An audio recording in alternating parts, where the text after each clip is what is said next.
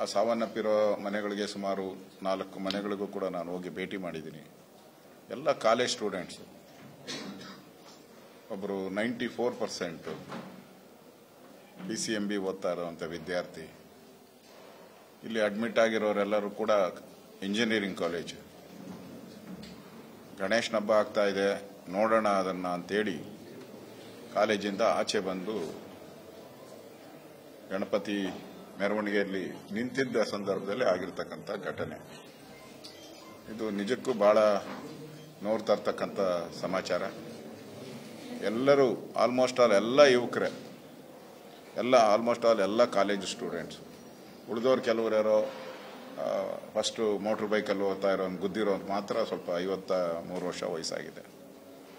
ಎಲ್ಲರೂ, ನಾನು ಎಲ್ಲರ ಮನೆಗೆ ಹೋಗಿದ್ದೆ, ಯಾರೂ ಧನಿಕರು ಯಾರೂ ಇಲ್ಲ, ಎಲ್ಲ ಬಡವರೇ.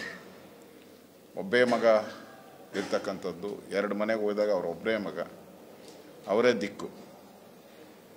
ಇಲ್ಲೂ ನಾವು ನೋಡ್ತಾ ಇದ್ದೀರಿ ಕಾಲೇಜ್, ಅವರೆಲ್ಲ ಹೇಳ್ತಾ ಇದ್ರು ನಮಗೆ ಇನ್ನು ಕಾಲೇಜ್ ಎಕ್ಸಾಮ್ಸ್ ಇದೆ ಇನ್ನು 2 ತಿಂಗಳಲ್ಲಿ, ನಾವು ಇಲ್ಲಿದ್ದೀರಿ, ನಮ್ಮ ಎಕ್ಸಾಮ್ ಗತಿ ಏನು ಅಂತ ಕೇಳ್ತಾ ಇದ್ರು. ಅದಕ್ಕೆ ಅಲ್ಲಿನ ಕಾಲೇಜ್ ಪ್ರಿನ್ಸಿಪಲ್ ಇರ್ಬೋದು, ನಮ್ಮ ಎಜುಕೇಷನ್ ಮಿನಿಸ್ಟ್ರಿ ಇರ್ಬೋದು, ಹೈಯರ್ ಎಜುಕೇಷನ್, ಅವರೆಲ್ಲರೂ ಕೂಡ ಇದ್ರ ಬಗ್ಗೆ ಗಮನ ಹರಿಸಬೇಕು. ಮತ್ತು ಏನು ಪರಿಹಾರ ಕೊಟ್ಟಿದ್ದಾರೆ ಅವ್ರನ್ನ ನಾವು ಮನೆಗಳಿಗೆ ಅಲ್ಲಿ ಹೋಗಿ ಭೇಟಿ ಮಾಡಿದಾಗ ಎಲ್ಲರದು ಅದೇ ಕಂಪ್ಲೇಂಟು ಮತ್ತು ಆಗ್ರಹ. 5 ಲಕ್ಷ ಕೊಟ್ಟಿದ್ದಾರೆ, ಅದರಿಂದ ಏನು ಮಾಡೋಕ್ಕೆ ಸಾಧ್ಯ ಇಲ್ಲ, ಮುಂದಿನ ಜೀವನ ಹೆಂಗೆ. ಇನ್ನು ಕೆಲವರು ಮದುವೆ ಆಗ್ಬಿಟ್ಟಿದ್ದಾನೆ, ಈಗ ತಾನೇ ಕೆಲವು 1-2 ವರ್ಷ 3 ವರ್ಷದಿಂದ ಮದುವೆ ಆಗಿದ್ದಾರೆ, ಮಕ್ಕಳಿದ್ದಾರೆ. ಈ ಥರದ ಪರಿಸ್ಥಿತಿ. ಯಾರಿಗೂ ಅರ್ಧ ಎಕರೆ 1 ಎಕರೆ ಮೇಲೆ ಜಮೀನಿಲ್ಲ. ಈ ಪರಿಸ್ಥಿತಿಯಲ್ಲಿ ಸರ್ಕಾರ ಮಾನವೀಯತೆ ದೃಷ್ಟಿಯಿಂದ ಇದನ್ನ 25 ಲಕ್ಷಕ್ಕೆ ಏರಿಕೆ ಮಾಡಬೇಕು ಅನ್ನೋ ಆಗ್ರಹವನ್ನು ಮಾಡ್ತಾ ಇದ್ದೀರಿ. ಈಗಾಗಲೇ ಕೇಂದ್ರ ಸರ್ಕಾರನೂ ಕೂಡ ಪರಿಹಾರ ಘೋಷಣೆ ಮಾಡಿದೆ. ನಾವು ಬೇರೆ ಬೇರೆ ರಾಜ್ಯಕ್ಕೆ ಬಹಳಷ್ಟು ಪರಿಹಾರಗಳನ್ನು ಕೊಟ್ಟಿದ್ದೀರಿ. ನಮ್ಮ ರಾಜ್ಯದ ಜನ ಈ ಥರ ಸಂಕಷ್ಟದಲ್ಲಿರುವಂಥ ಸಂದರ್ಭದಲ್ಲಿ ನಾವು ಉದಾರತೆಯಿಂದ ನಾವು ಸಹಾಯ ಮಾಡಬೇಕು. ನಾನು ಕೂಡ ಮಾತಾಡ್ತೀನಿ, ಸಂಬಂಧಪಟ್ಟಂಥ ಮಂತ್ರಿಗಳ ಜೊತೆ ನಾನು ಕೂಡ ಮಾತಾಡ್ತೀನಿ. ಇದೊಂದು ಬಹಳ ನೋವಿನ ಸಂಗತಿ. ಯಾರ್ಯಾರು ತೀರ್ಕೊಂಡಿದ್ದಾರೋ ಅವರ ಆತ್ಮಕ್ಕೆ ಶಾಂತಿ ಸಿಗಲಿ. ಮತ್ತು ಯಾರ್ಯಾರು ಇವತ್ತು ಅವ್ರನ್ನೆಲ್ಲ ಭೇಟಿ ಮಾಡಿದೆ ಆಸ್ಪತ್ರೆಗಳಲ್ಲಿ, ಏನೇನು ಇಂಜುರೀಸ್ ಆಗಿದೋ ಅದು ಸರಿ ಎಲ್ಲ ಪೂರ್ತಿ ಅವರಿಗೆ ಸರಿಯಾದಂಥ ಟ್ರೀಟ್ಮೆಂಟ್ ಕೊಡೋಕ್ಕೂ ನಮ್ಮ ಆಸ್ಪತ್ರೆ ಅಧಿಕಾರಿಗಳಿಗೆ ಸೂಚನೆಯನ್ನು ಕೊಟ್ಟಿದ್ದೀನಿ. ಸೊ ಎಲ್ಲ ರಿಕವರ್ ಆಗ್ತಾ ಇದ್ದಾರೆ. ಇನ್ನೊಂದು 3 ಜನ ಏನೋ ICUನಲ್ಲಿದ್ದಾರೆ. ಅವರು ಬೇಗ ರಿಕವರ್ ಆಗಲಿ ಅನ್ನೋ ಭರವಸೆ ಇದೆ ನನಗೆ. ಒಟ್ಟಾರೆ ಈ ಘಟನೆ ಇಡೀ ರಾಜ್ಯದಲ್ಲಿ ಗಣೇಶ ಹಬ್ಬಗಳಿಗೆ ಮಾಡುವಾಗ ಇನ್ನು ಮುಂದೆ ಪೊಲೀಸರು ಇನ್ನು ಮುಂದೆ ಈ ಥರ ಘಟನೆ ಆಗಬಾರ್ದು ಅಂತ ಹೇಳಿದ್ರೆ ಪೊಲೀಸರು ಮುಂಜಾಗ್ರತಾ ಕ್ರಮಗಳನ್ನು ತೆಗೆದುಕೊಳ್ಬೇಕಾಗುತ್ತೆ. ಸರ್ಕಾರ ಒಂದು ಸರ್ಕ್ಯುಲರ್ ಆದರೂ ಹೊರಡಿಸಬೇಕು. ಅಲ್ಲಿ ಮೆರವಣಿಗೆ ಬರ್ತದೆ, ಆ ರಸ್ತೆಗಳೆಲ್ಲ ಬಂದೋಬಸ್ತ್ ವ್ಯವಸ್ಥೆ ಆಗಬೇಕು. ಇಲ್ಲಿ ಆ ಬಂದೋಬಸ್ತ್ ವ್ಯವಸ್ಥೆ ಆಗಿದ್ದರೆ ಇಲ್ಲಿ ಆಗ್ತಾನೆ ಇರಲಿಲ್ಲ ಈ ಘಟನೆ. ಎಲ್ಲೋ ಒಂದು ಕಡೆ ಪೊಲೀಸರು ಕೂಡ, ನಾನು ಪೊಲೀಸರದು ತಪ್ಪು ಅಂತ ನಾನು ಹೇಳಕ್ ಹೋಗಲ್ಲ, ಆಪಾದನೆ ಮಾಡಕ್ಕೆ ನಾನು ಬಂದಿಲ್ಲ. ಪೊಲೀಸರು ಕೂಡ ಇಂಥ ಸಂದರ್ಭದಲ್ಲಿ ಗಾಡಿಗಳು ವೇಗವಾಗಿ ಬರ್ದಂಗೆ ನೋಡಿಕೊಂಡು ಕ್ರಮ ತೆಗೆದುಕೊಳ್ಬೇಕು. ಇದೇನೋ ಒಂದು ಮಾನವೀಯತೆ ದೃಷ್ಟಿಯಿಂದ ಪರಿಹಾರವನ್ನು ಜಾಸ್ತಿ ಮಾಡಬೇಕು. ನಾನು ಇದರಲ್ಲಿ ಯಾರ್ದು ತಪ್ಪು ಸರಿ ಪ್ರಶ್ನೆ ಅಲ್ಲ. ಇಲ್ಲಿ ನೊಂದಿರ್ತಕ್ಕಂಥ ಕುಟುಂಬಗಳಿಗೆ ಪರಿಹಾರ ಕೊಡೋ ಮುಖಾಂತರ ಅವರ ಜೀವನದಲ್ಲಿ ಮುಂದೆ ಅವರ ಮಕ್ಕಳಿಗೆ ಇರ್ಬೋದು, ಅವರ ತಂದೆ ತಾಯಿಗೆ ಇರ್ಬೋದು, ತೊಂದರೆ ಆಗದಂಗೆ ನೋಡ್ಕೊಳ್ಳೋ ಅಂಥದ್ದು ಕೂಡ ಸರ್ಕಾರದ ಕರ್ತವ್ಯ ಇದೆ. ಆ ಕೆಲಸನೂ ಕೂಡ ಸರ್ಕಾರ ಮಾಡಬೇಕು ಅನ್ನೋ ಆಗ್ರಹವನ್ನು ಮಾಡ್ತೀನಿ. ಸಂಬಂಧಪಟ್ಟವರಿಗೆ ನಾನು ಕೂಡ ಮಾತಾಡ್ತೀನಿ. ಒಟ್ಟಾರೆ ಈ ಘಟನೆ ಇಡೀ ರಾಜ್ಯ ಇನ್ನು ಮುಂದೆ ಗಣಪತಿ ಹಬ್ಬ ಮಾಡಬೇಕಾದ್ರೆ ಏನೇನು ಕ್ರಮ ತೆಗೆದುಕೊಳ್ಬೇಕು ಅನ್ನೋದ್ರ ಬಗ್ಗೆ ಒಂದು ಕಣ್ತೆರೆದಂಥ ಘಟನೆ ಇದು. ಅದರಿಂದ ಸರ್ಕಾರ ಸರಿಯಾದಂಥ ಕ್ರಮಗಳನ್ನು, ಸುತ್ತೋಲೆಗಳನ್ನು ಹೊರಡಿಸಿ ಈ ಮೆರವಣಿಗೆಗೆ ಸಂಬಂಧಪಟ್ಟಂತೆ ಸರಿಯಾದ ಕಾನೂನು ಕ್ರಮಗಳನ್ನು ಕೈಗೊಳ್ಳಬೇಕು ಅನ್ನೋ ಒಂದು ಮಾತನ್ನು ಕೂಡ ಸರ್ಕಾರಕ್ಕೆ ಕಿವಿ ಮಾತನ್ನು ಹೇಳ್ತಾ ಇದ್ದೀವಿ. ಸಂದರ್ಭದಲ್ಲಿ ಡಿಜೆ ಬೇಕು ಅಂತಾರೆ, ಬೇಡ ಅಂತಾರೆ, ಡಿಜೆ ಹಾಕೋದಕ್ಕೂ ಅಂತ ಮಾತಾಡ್ತಾರೆ, ಮಾತಾಡ್ತಾರೆ ಅಂತ ಉಸ್ತುವಾರಿ ಸಚಿವರು ಹೇಳ್ತಾರೆ. ನೋಡಿ, ಇದು ಡಿಜೆ ಪ್ರಶ್ನೆ ಅಲ್ಲ.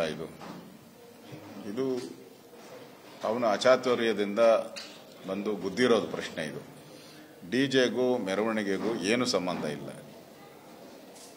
ಜನ ಈಗ ಕೆಲವು ಕಡೆ ನೀವು ಚಿತ್ರದುರ್ಗ ನೋಡಿದ್ರೆ ಲಕ್ಷಾಂತರ ಜನ ಬರ್ತಾರೆ, 1 ಲಕ್ಷದ ಮೇಲೆ ಇರ್ತಾರೆ ಅಲ್ಲಿ ಜನ, 1 ಲಕ್ಷ 2 ಲಕ್ಷ ಜನ ಇರ್ತಾರೆ. ಅದರಿಂದ ಇಲ್ಲಿ ಮೆರವಣಿಗೆ ಯಾವ ರೀತಿ ಆಗುತ್ತೆ, ಎಷ್ಟು ಜನ ಬರ್ತಾರೆ ಅದನ್ನು ತೀರ್ಮಾನ ಮಾಡುವಂಥದ್ದು ಪೊಲೀಸ್ ಡಿಪಾರ್ಟ್ಮೆಂಟು.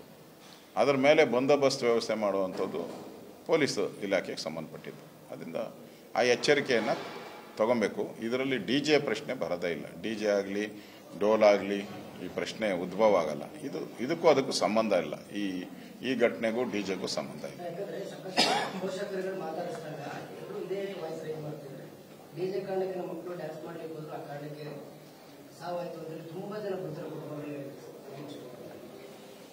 ಇಲ್ಲ, ನಾನು ಹೋದಾಗ ಯಾರು ಆ ಥರ ಏನೋ ಕಂಪ್ಲೇಂಟ್ ಹೇಳಿಲ್ಲ.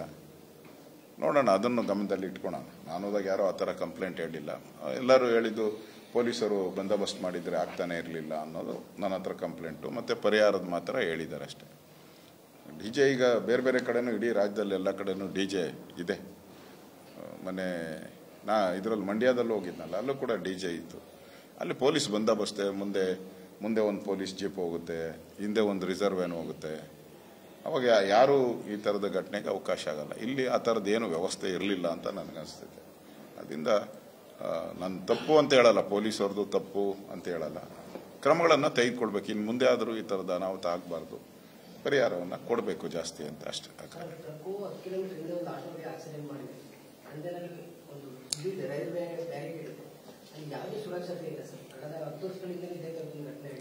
ಈಗ ಬರಬೇಕಾದ್ರೆ ಪಾಪ ಯಾರೋ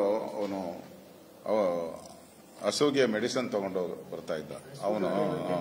ಅವನು ಫಸ್ಟ್ ಅವನಿಗೆ ಹೊಡೆದಿರೋದು. ಅವನಿಗೆ 52 ವರ್ಷ ವಯಸ್ಸು. ಅವನಿಗೂ ಈ ಮೆರವಣಿಗೆಗೂ ಏನು ಸಂಬಂಧ ಇಲ್ಲ. ಹಸುಗೆ ಔಷಧಿ ತಗೊಂಡು ಹೋಗ್ತಾ ಇದ್ದ. ಅವನು ಫಸ್ಟ್ ಹೊಡೆದು ಅವನಿಗೆ ಗುದ್ದಿರೋವಂಥದ್ದು. ಅದಾದಮೇಲೆ ಬ್ಯಾರಿಕೇಡ್ ದಾಟಿ ನುಗ್ಗಿರೋವಂಥದ್ದು. ಅದರಿಂದ ಇಲ್ಲಿ ಸತ್ತಿರೋರೆಲ್ಲ ವಯಸ್ಸಾಗಿರೋರು ಒಂದು ಕಡಿಮೆ ಜನ. ಇನ್ನು ಉಳಿದವರೆಲ್ಲರೂ ಕೂಡ ಸಣ್ಣ ವಯಸ್ಸವರೆಲ್ಲ 16 ವರ್ಷದಿಂದ 30 ವರ್ಷದೊಳಗಡೆ ಇರುವಂಥವ್ರು ಸತ್ತಿರೋದು. ಆ ಸಾವನ್ನಪ್ಪಿರೋ ಮನೆಗಳಿಗೆ ಸುಮಾರು 4 ಮನೆಗಳಿಗೂ ಕೂಡ ನಾನು ಹೋಗಿ ಭೇಟಿ ಮಾಡಿದ್ದೀನಿ. ಎಲ್ಲ ಕಾಲೇಜ್ ಸ್ಟೂಡೆಂಟ್ಸು. ಒಬ್ಬರು 94% PCMB ಓದ್ತಾ ಇರೋವಂಥ ವಿದ್ಯಾರ್ಥಿ. ಇಲ್ಲಿ ಅಡ್ಮಿಟ್ ಆಗಿರೋರೆಲ್ಲರೂ ಕೂಡ ಇಂಜಿನಿಯರಿಂಗ್ ಕಾಲೇಜ್. ಗಣೇಶನ ಹಬ್ಬ ಆಗ್ತಾ ಇದೆ, ನೋಡೋಣ ಅದನ್ನು ಅಂತೇಳಿ ಕಾಲೇಜಿಂದ ಆಚೆ ಬಂದು ಗಣಪತಿ ಮೆರವಣಿಗೆಯಲ್ಲಿ ನಿಂತಿದ್ದ ಸಂದರ್ಭದಲ್ಲಿ ಆಗಿರ್ತಕ್ಕಂಥ ಘಟನೆ. ಇದು ನಿಜಕ್ಕೂ ಬಹಳ ನೋಡ್ತಾ ಇರ್ತಕ್ಕಂಥ ಸಮಾಚಾರ. ಎಲ್ಲರೂ ಆಲ್ಮೋಸ್ಟ್ ಆಲ್ ಎಲ್ಲ ಯುವಕರೇ, ಎಲ್ಲ ಕಾಲೇಜ್ ಸ್ಟೂಡೆಂಟ್ಸ್. ಉಳಿದವ್ರು ಕೆಲವರು ಯಾರೋ ಫಸ್ಟು ಮೋಟ್ರ್ ಬೈಕಲ್ಲಿ ಹೋಗ್ತಾ ಇರೋನು ಗುದ್ದಿರೋ ಮಾತ್ರ ಸ್ವಲ್ಪ 53 ವರ್ಷ ವಯಸ್ಸಾಗಿದೆ. ಎಲ್ಲರೂ, ನಾನು ಎಲ್ಲರ ಮನೆಗೆ ಹೋಗಿದ್ದೆ, ಯಾರೂ ಧನಿಕರೇ ಯಾರೂ ಇಲ್ಲ, ಎಲ್ಲ ಬಡವರೇ. ಒಬ್ಬೇ ಮಗ ಇರ್ತಕ್ಕಂಥದ್ದು. 2 ಮನೆಗೆ ಹೋದಾಗ ಒಬ್ಬರೇ ಮಗ, ಅವರೇ ದಿಕ್ಕು. ಇಲ್ಲೂ ನಾವು ನೋಡ್ತಾ ಇದ್ದೀರಿ ಕಾಲೇಜ್. ಅವರೆಲ್ಲ ಹೇಳ್ತಾ ಇದ್ರು, ನಮಗೆ ಇನ್ನು ಕಾಲೇಜ್ ಎಕ್ಸಾಮ್ಸ್ ಇದೆ ಇನ್ನು 2 ತಿಂಗಳಲ್ಲಿ, ನಾವು ಇಲ್ಲಿದ್ದೀರಿ, ನಮ್ಮ ಎಕ್ಸಾಮ್ ಗತಿ ಏನು ಅಂತ ಕೇಳ್ತಾ ಇದ್ರು. ಅದಕ್ಕೆ ಅಲ್ಲಿನ ಕಾಲೇಜ್ ಪ್ರಿನ್ಸಿಪಲ್ ಇರ್ಬೋದು, ನಮ್ಮ ಎಜುಕೇಷನ್ ಮಿನಿಸ್ಟ್ರಿ ಇರ್ಬೋದು, ಹೈಯರ್ ಎಜುಕೇಷನ್, ಅವರೆಲ್ಲರೂ ಕೂಡ ಇದ್ರ ಬಗ್ಗೆ ಗಮನ ಹರಿಸ್ಬೇಕು. ಮತ್ತು ಏನು ಪರಿಹಾರ ಕೊಟ್ಟಿದ್ದಾರೆ ಅವ್ರನ್ನ ನಾವು ಮನೆಗಳಿಗೆ ಅಲ್ಲಿ ಹೋಗಿ ಭೇಟಿ ಮಾಡಿದಾಗ ಎಲ್ಲರದು ಅದೇ ಕಂಪ್ಲೇಂಟು ಮತ್ತು ಆಗ್ರಹ. 5 ಲಕ್ಷ ಕೊಟ್ಟಿದ್ದಾರೆ, ಅದರಿಂದ ಏನು ಮಾಡೋಕ್ಕೆ ಸಾಧ್ಯ ಇಲ್ಲ, ಮುಂದಿನ ಜೀವನ ಹೆಂಗೆ. ಇನ್ನು ಕೆಲವರು ಮದುವೆ ಆಗ್ಬಿಟ್ಟಿದ್ದಾನೆ, ಈಗ ತಾನೇ ಕೆಲವು 1-2 ವರ್ಷ 3 ವರ್ಷದಿಂದ ಮದುವೆ ಆಗಿದ್ದಾರೆ, ಮಕ್ಕಳಿದ್ದಾರೆ. ಈ ಥರದ ಪರಿಸ್ಥಿತಿ. ಯಾರಿಗೂ ಅರ್ಧ ಎಕರೆ 1 ಎಕರೆ ಮೇಲೆ ಜಮೀನಿಲ್ಲ. ಈ ಪರಿಸ್ಥಿತಿಯಲ್ಲಿ ಸರ್ಕಾರ ಮಾನವೀಯತೆ ದೃಷ್ಟಿಯಿಂದ ಇದನ್ನು 25 ಲಕ್ಷಕ್ಕೆ ಏರಿಕೆ ಮಾಡಬೇಕು ಅನ್ನೋ ಆಗ್ರಹವನ್ನು ಮಾಡ್ತಾ ಇದ್ದೀರಿ. ಈಗಾಗಲೇ ಕೇಂದ್ರ ಸರ್ಕಾರನೂ ಕೂಡ ಪರಿಹಾರ ಘೋಷಣೆ ಮಾಡಿದೆ. ನಾವು ಬೇರೆ ಬೇರೆ ರಾಜ್ಯಕ್ಕೆ ಬಹಳಷ್ಟು ಪರಿಹಾರಗಳನ್ನು ಕೊಟ್ಟಿದ್ದೀರಿ. ನಮ್ಮ ರಾಜ್ಯದ ಜನ ಈ ಥರ ಸಂಕಷ್ಟದಲ್ಲಿರುವಂಥ ಸಂದರ್ಭದಲ್ಲಿ ನಾವು ಉದಾರತೆಯಿಂದ ನಾವು ಸಹಾಯ ಮಾಡಬೇಕು.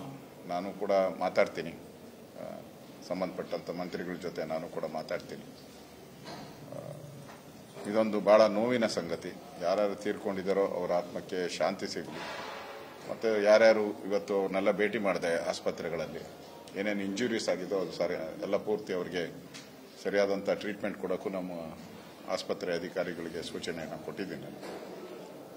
ಸೊ ಎಲ್ಲ ರಿಕವರ್ ಆಗ್ತಾ ಇದ್ದಾರೆ. ಇನ್ನೊಂದು 3 ಜನ ಏನೋ ICUನಲ್ಲಿದ್ದಾರೆ. ಅವರು ಬೇಗ ರಿಕವರ್ ಆಗಲಿ ಅನ್ನೋ ಭರವಸೆ ಇದೆ ನನಗೆ. ಒಟ್ಟಾರೆ ಈ ಘಟನೆ ಇಡೀ ರಾಜ್ಯದಲ್ಲಿ ಗಣೇಶ ಹಬ್ಬಗಳಿಗೆ ಮಾಡುವಾಗ ಇನ್ನು ಮುಂದೆ ಪೊಲೀಸರು ಇನ್ನು ಮುಂದೆ ಈ ಥರ ಘಟನೆ ಆಗಬಾರ್ದು ಅಂತ ಹೇಳಿದ್ರೆ ಪೊಲೀಸರು ಮುಂಜಾಗ್ರತಾ ಕ್ರಮಗಳನ್ನು ತೆಗೆದುಕೊಳ್ಬೇಕಾಗುತ್ತೆ. ಸರ್ಕಾರ ಒಂದು ಸರ್ಕ್ಯುಲರ್ ಆದರೂ ಹೊರಡಿಸಬೇಕು. ಅಲ್ಲಿ ಮೆರವಣಿಗೆ ಬರ್ತದೆ, ಆ ರಸ್ತೆಗಳೆಲ್ಲ ಬಂದೋಬಸ್ತ್ ವ್ಯವಸ್ಥೆ ಆಗಬೇಕು. ಇಲ್ಲಿ ಆ ಬಂದೋಬಸ್ತ್ ವ್ಯವಸ್ಥೆ ಆಗಿದ್ರೆ ಇಲ್ಲಿ ಆಗ್ತಾನೆ ಇರಲಿಲ್ಲ ಈ ಘಟನೆ. ಎಲ್ಲೋ ಒಂದು ಕಡೆ ಪೊಲೀಸರು ಕೂಡ, ನಾನು ಪೊಲೀಸರದು ತಪ್ಪು ಅಂತ ನಾನು ಹೇಳಕ್ ಹೋಗಲ್ಲ, ಆಪಾದನೆ ಮಾಡಕ್ಕೆ ನಾನು ಬಂದಿಲ್ಲ. ಪೊಲೀಸರು ಕೂಡ ಇಂಥ ಸಂದರ್ಭದಲ್ಲಿ ಗಾಡಿಗಳು ವೇಗವಾಗಿ ಬರ್ದಂಗೆ ನೋಡಿಕೊಂಡು ಕ್ರಮ ತೆಗೆದುಕೊಳ್ಬೇಕು. ಇದೇನೋ ಒಂದು ಮಾನವೀಯತೆ ದೃಷ್ಟಿಯಿಂದ ಪರಿಹಾರವನ್ನು ಜಾಸ್ತಿ ಮಾಡಬೇಕು.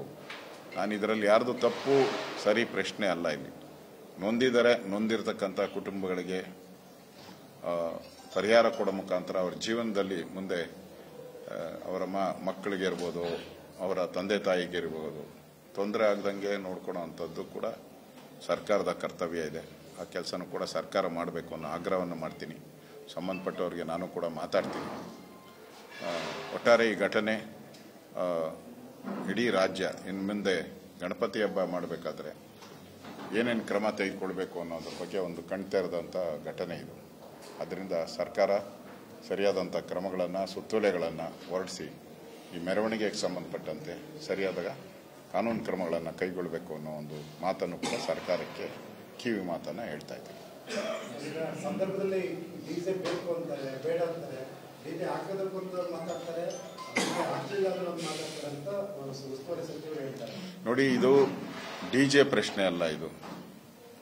ಇದು ಅವನ ಅಚಾತುರ್ಯದಿಂದ ಬಂದು ಗುದ್ದಿರೋದು ಪ್ರಶ್ನೆ. ಇದು ಡಿಜೆಗೂ ಮೆರವಣಿಗೆಗೂ ಏನು ಸಂಬಂಧ ಇಲ್ಲ.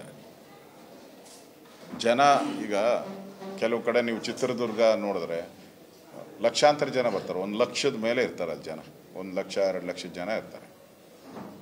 ಅದರಿಂದ ಇಲ್ಲಿ ಮೆರವಣಿಗೆ ಯಾವ ರೀತಿ ಆಗುತ್ತೆ, ಎಷ್ಟು ಜನ ಬರ್ತಾರೆ ಅದನ್ನು ತೀರ್ಮಾನ ಮಾಡುವಂಥದ್ದು ಪೊಲೀಸ್ ಡಿಪಾರ್ಟ್ಮೆಂಟು. ಅದರ ಮೇಲೆ ಬಂದೋಬಸ್ತ್ ವ್ಯವಸ್ಥೆ ಮಾಡುವಂಥದ್ದು ಪೊಲೀಸ್ ಇಲಾಖೆಗೆ ಸಂಬಂಧಪಟ್ಟಿದ್ದು. ಅದರಿಂದ ಆ ಎಚ್ಚರಿಕೆಯನ್ನು ತಗೊಬೇಕು. ಇದರಲ್ಲಿ ಡಿಜೆ ಪ್ರಶ್ನೆ ಬರೋದೇ ಇಲ್ಲ. ಡಿಜೆ ಆಗಲಿ ಡೋಲ್ ಆಗಲಿ ಈ ಪ್ರಶ್ನೆ ಉದ್ಭವ ಆಗಲ್ಲ. ಇದಕ್ಕೂ ಅದಕ್ಕೂ ಸಂಬಂಧ ಇಲ್ಲ. ಈ ಘಟನೆಗೂ ಡಿಜೆಗೂ ಸಂಬಂಧ ಇಲ್ಲ.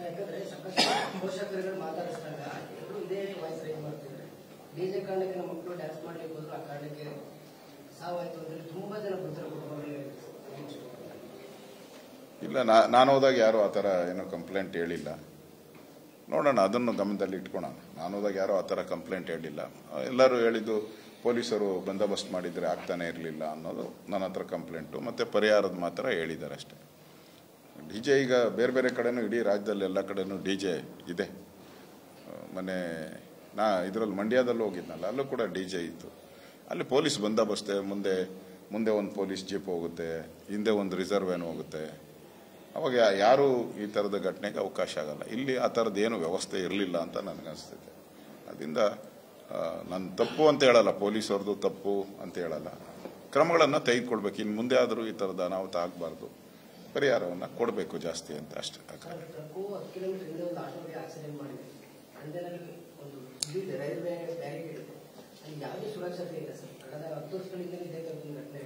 ಈಗ ಬರಬೇಕಾದ್ರೆ ಪಾಪ ಯಾರೋ